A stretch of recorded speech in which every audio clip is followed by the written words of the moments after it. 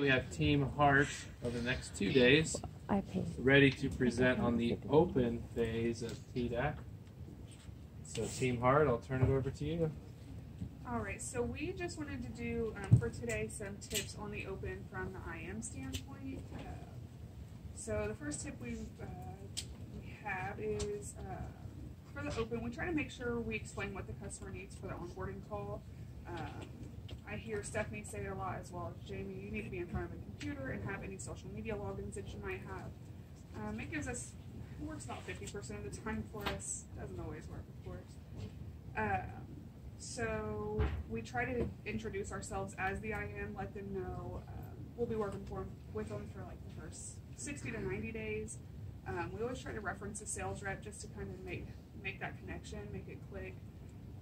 Clarify the appointment and any programs that they may have with us. We try to make sure we have pep in our voice to, kind of just get started on the right foot. I always hear Jamie, she makes it very clear the purpose of my call is da-da-da-da. So Jamie tries to send the join me 10 to 15 minutes before. I make the mistake of sending it as soon as they answer the phone, and it usually takes a while for them to actually get it up. She said that it reminds them of the call, and if they need to reschedule, at least they can reply, or they do take her call and just let her know that they don't really have time. We try to work in, of course, mention that you're on a recorded line, just work it into the open as a habit. Try to just let them know in the open that you're going to send over all of their information, so the initial assessment, as well as anything else that you may go over. So like for the Prime program, I make sure I send a hearsay link, anything else that we might go over that they may need. Let's see.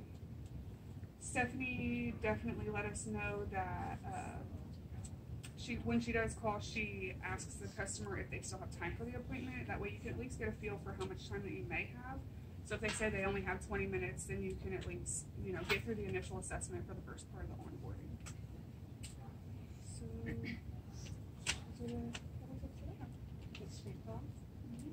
So yeah, I make sure on my welcome call, like if I'm calling somebody, one of the biggest things I want to do is first tell them who I am, why I'm calling, and introduce myself. I think that's a great way to start a call. It kind of opens that communication, like I'm Jamie, I'm going to be your implementation manager. I'm going to work with you on the product that you and your sales rep, Dylan, have set up. So it connects them together because as an IM, a lot of times when you make those phone calls, they don't know Vivial. They still don't know Vivial. They're either looking for you to say CenturyLink or they're still looking for Barry. So when you kind of add the sales rep in with all the other information, it kind of takes that block down where they think, oh, you're trying to sell me something. You're giving me your name and a company. So I think it's really good to introduce yourself at the beginning of the call, get that personalization.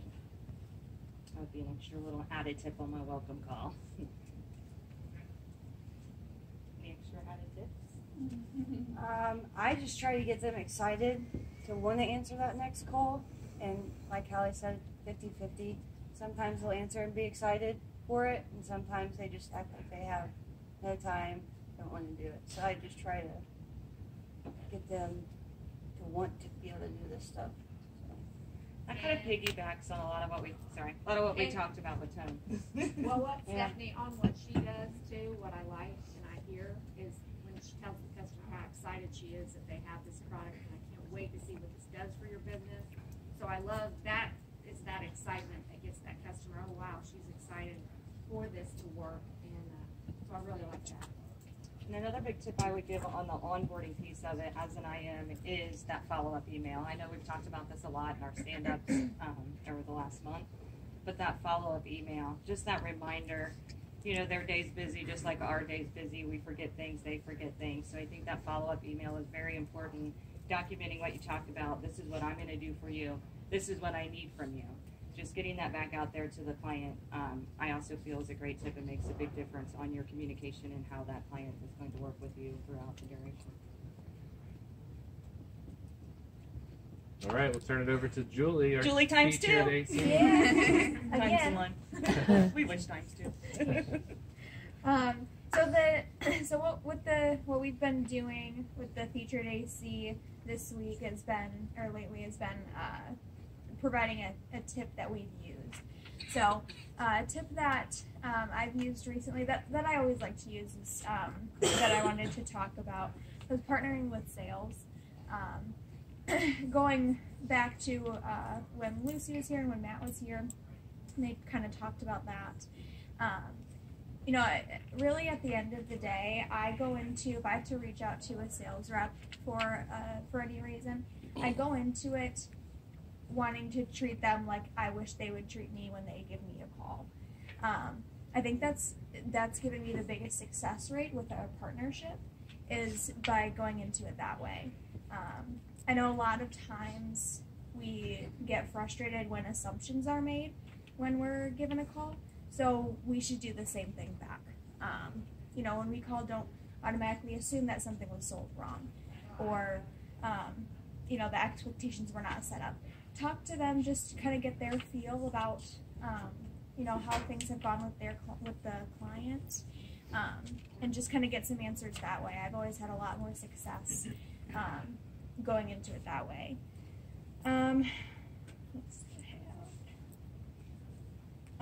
You know, and ultimately that's going to be a better client experience. You know, if we're a united front, you know, and they can see that, and we're working together to help the client and get them the best program, the best experience, that's going to really make the difference. So partnering with sales, very important, even though sometimes it can be difficult. My biggest recommendation is just to go into it with that attitude of, let's not assume that something was done wrong. Like we hope that they don't go into calls with us about, you know, let's just try to, we both have the same goal. We want to retain the client. So let's work together, do what we can to do that. So Julie and the challenged AC today must submit their best call, where during the open of the call, they have join.me ready to go, and they share a clear agenda of the call with the client. Jonah. All right, and so circle up with your teams, have a quick 5-10 minute discussion around the open, and make it a great day.